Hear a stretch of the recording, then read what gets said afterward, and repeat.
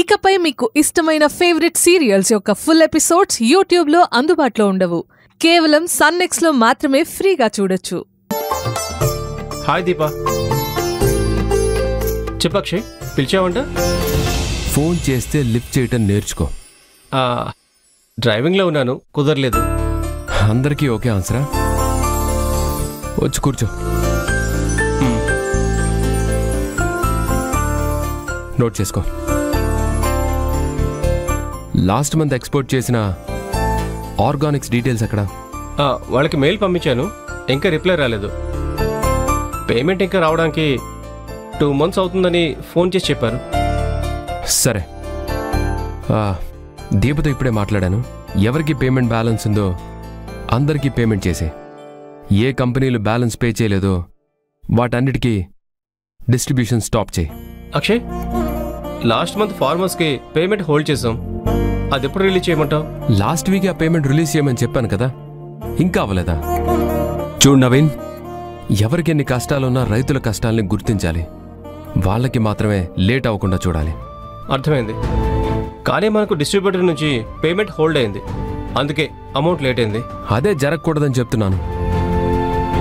చూడు, డిస్ట్రిబ్యూటర్ నుంచి అమౌంట్ రావడం లేట్ అయితే మనం ఎలాగో భరిస్తాం, కానీ రైతులు పడ్డ శ్రమకి ప్రతిఫలం ఇవ్వకపోతే వాళ్ళు భరించలేరు. ఎండనక వాననక కష్టపడే రైతులని మనం కూడా బాధ పెడితే ఎలారా? డిస్ట్రిబ్యూటర్స్ డబ్బులు ఇవ్వకపోయినా వాళ్ళని మనం ఆదుకోవాలి. రైతులకి పేమెంట్ ఆపద్దునవి. దీపా, నువ్వు కూడా అకౌంట్స్ క్లియర్గా చెక్ చేసి త్వరగా పేమెంట్ చేసి.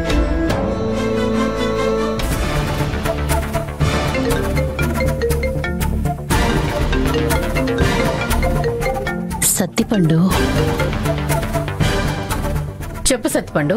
అత్తయ్య గారు, అది ఆఫీస్లో పనిచేస్తున్నాను కదా, నాకు ఈ ఆఫీస్ కొత్త. ఇప్పుడిప్పుడే కొంచెం కొంచెం అర్థమవుతోంది. మంచిది, కొత్తగా ఆఫీస్కి వెళ్ళావు కదా, అంతా అబ్జర్వ్ చేసి నేర్చుకోవాలి. అన్నట్టు ఇప్పుడు నీకేం అర్థమైందో చెప్పు. చెప్తాను అత్తయ్య, వినే ముందు గుండె భద్రం అత్తయ్య. ఎందుకంటే నేను చెప్పబోయే మాట వింటే మీ హార్ట్ బ్లాస్ట్ అయ్యే లక్షణాలున్నాయి అత్తయ్య. విషయం ఏంటో చెప్పు. అది చెప్పడానికే కదా ఫోన్ చేసింది. జేయ్, నస పెట్టకుండా విషయానికి రా. అత్తయ్య గారు, నాకుండేది ఒకే ఒక్క భార్య, నా భార్యకి ఒకే ఒక అమ్మ, అది మీరే. ఇంద్రాణిదేవి గారు, నేను చెప్పబోయే విషయం విని మీ హార్ట్ 1000 ముక్కలై మీరు శవమైపోతే తరువాత నేను ఎవరిని అత్తయ్య అని పిలవాలి? చెప్పండి అత్తయ్య గారు, చెప్పండి చెప్పండి. సత్తిపండు, నీకు జీతం ఇవ్వాలని అక్కడికి పంపించాను, నన్ను టెన్షన్ పెట్టమని కాదు. విషయం ఏంటో చెప్పు. చూడండి అత్తయ్య గారు, మా బంగారు అత్తయ్యవి నువ్వు. నీకేం కాకుండా చూసుకునే బాధ్యత నా మీద ఉండాలి కదా. అందుకే మీరు స్ట్రాంగ్ గా ఉన్నప్పుడే నేను మీకు చెప్పాల్సినవి చెప్తాను. నేను ఇక్కడ స్ట్రాంగ్ గానే ఉన్నాను, చెప్పరా? అత్తయ్య గారు, ఇప్పుడు మీరు స్ట్రాంగ్ గా ఉన్నారని నమ్ముతున్నాను, కానీ అత్తయ్య, అది నాకు రావాల్సిన బోనస్ రావాలి కదా. డబ్బు డబ్బు డబ్బు డబ్బు కోసం చేస్తావు కదా, ఇంటికి రా, నీ డబ్బు నీకు ఇచ్చేస్తాను. ముందు విషయం ఏంటో చెప్పరా.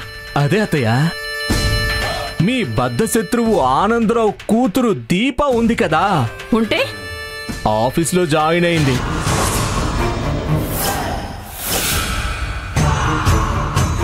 సత్తిపండు, నువ్వు గానీ గేమ్స్ ఏమీ ఆడట్లేదుగా, ఇదంతా నిజమేనా? పచ్చి నిజం అత్తయ్యా. ఎప్పుడు జాయిన్ అయింది? నేను ఇప్పుడే కదా జాయిన్ అయ్యింది, ఇంత తెలుసుకున్నాను. కానీ దీప వాలకం చూస్తుంటే ఎప్పటి నుంచో ఉద్యోగం చేస్తున్నట్టు నా 7th సెన్స్ చెప్తోంది. ఇప్పుడు నాకు డౌట్ వచ్చింది అత్తయ్య, సంజయ్ దీప కలిసి ఏదో ప్లాన్ చేశారు, ఏదో స్కెచ్ గీశారు అనిపిస్తోంది. అందుకే దీప మన ఆఫీస్లో జాయిన్ అయింది. సంజయ్ అప్పుడప్పుడు దీపక్ ఫోన్ చేయడం నేను చూశాను అత్తయ్య. ఇక్కడ ఆఫీస్లో కూడా అదే పరిస్థితి. సంజయ్ ఫోన్ రాగానే దీప పక్కకెళ్ళి మాట్లాడుతోంది. సీక్రెట్ గా మాట్లాడుతుందంటే ఏదో విషయం ఉందనే కదా అర్థం. ఇదంతా పచ్చి నిజం అత్తయ్యా. మీ కూతురు మీద ఒట్టు.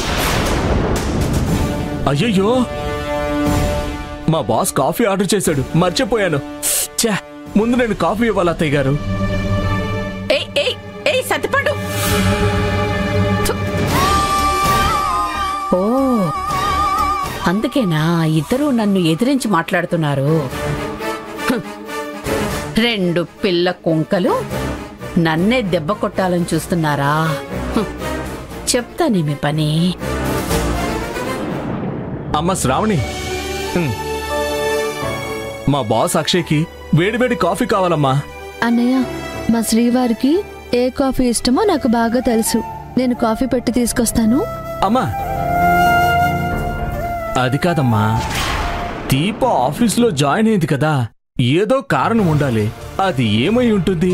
నీకేమన్నా తెలుసా? చెప్తానన్నయ్య, ఒక కారణం ఉంది. ఏంటమ్మా అది? తన పరిస్థితి బాలేదన్నయ్య.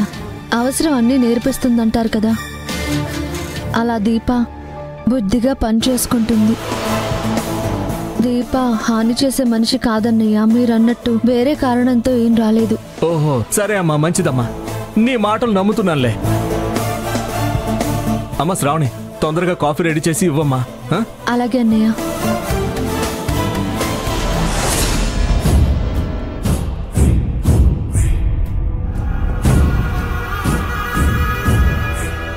ఎక్కడున్నావు సంధ్య?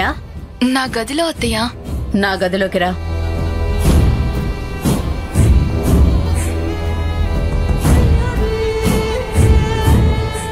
ఏమైంది అత్తయ్య? నీ లిమిట్స్ లో నువ్వు ఉండు సంధ్య. అనవసరమైన వాటిలో తలదూర్చుతున్నావు. అది నీకు మంచిది కాదు. మీకు నచ్చని పని నేనేం చేశానత్తయ్య? మాట పాట అన్నీ మారాయి. మాట్లాడుతుంది ఇంద్రాణి దగ్గరన్న విషయం గుర్తుంచుకో. నాకు గుర్తుంది. నేను మాట్లాడుతుంది ఇంద్రాణి గారి దగ్గరే, ఆ అంబానీ దగ్గర కాదు కదా. సంధ్య, ఇదే తగ్గించుకోమంటున్నాను, లేకపోతే సరిగ్గా బుద్ధి చెప్పాల్సి వస్తుంది. నేను చెయ్యని వాటికి కూడా మీరు నన్ను నిందిస్తే మీకు కూడా బుద్ధి చెప్పాల్సి వస్తుంది అత్తయ్య.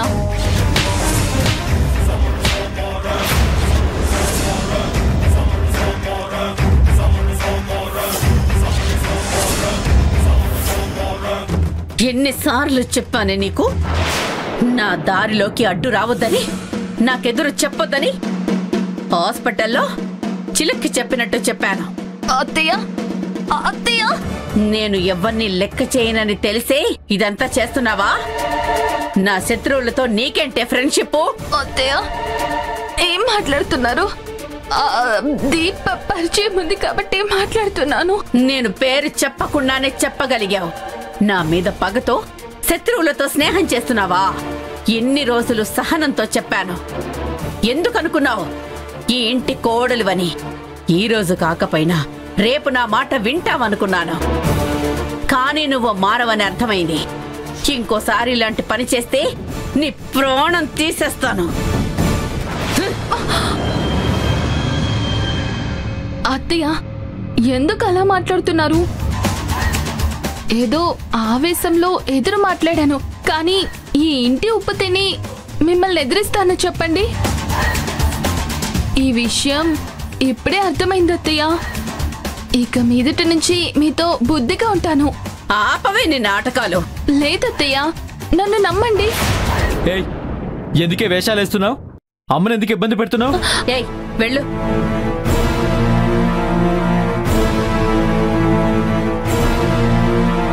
అమ్మా, ఏమైందమ్మా? రాను రాను ఈ ఇంట్లో నేనంటే భయం పోతోందిరా. ఇది ఎవరికి సాయం చేస్తుందో తెలుసా? ఆ దీపని ఆఫీస్లో జాయిన్ చేసింది ఇదే. అసలు దీనికెందుకురా? గొంతు పట్టి పిసికింది. నీ సంగతి క్లైమాక్స్ లో వేస్తాను చూడు. లేదు లేదు విశ్వ, వీళ్ళిద్దరూ ఏదో ప్లాన్ చేశారు. అదంతా నాకు తెలియాలి. నువ్వేం చేస్తావో నాకు తెలియదు. ఈ సంధ్యకి బుద్ధి చెప్పాలి. మీరు కంగారు పడొద్దమ్మా. అది ఎందుకు చేసిందో ఎలా చేసిందో అన్నీ కనిపెట్టి మీతో చెప్తాను. సంధ్య